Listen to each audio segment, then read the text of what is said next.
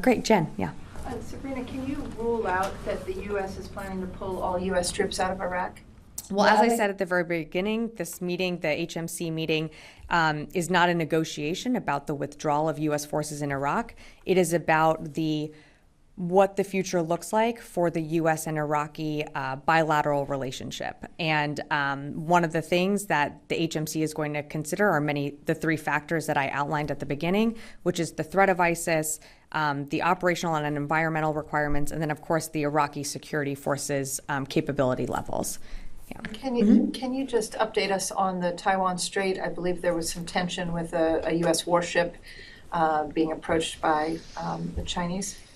So the USS John Finn conducted a Taiwan Strait transit on January 24th through waters where high seas freedoms of navigation and overflight apply in accordance with international law.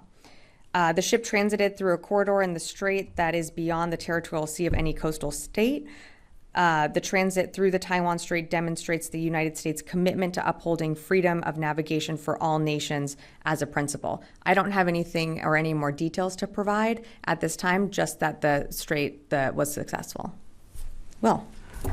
So you mentioned the capabilities of the Iraqi security forces. What is the Pentagon's assessment of those capabilities currently? Do they still need to partner with coalition forces to counter the threat of a potentially resurgent ISIS, or could they go it alone theoretically?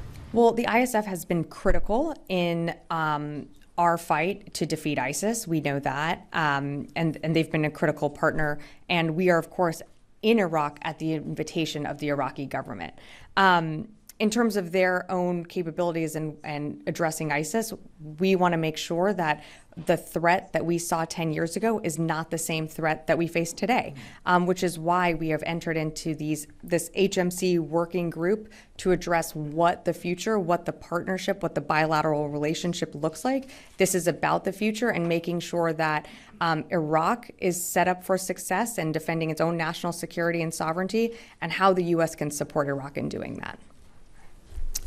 Great. I see Catherine. Yeah, welcome.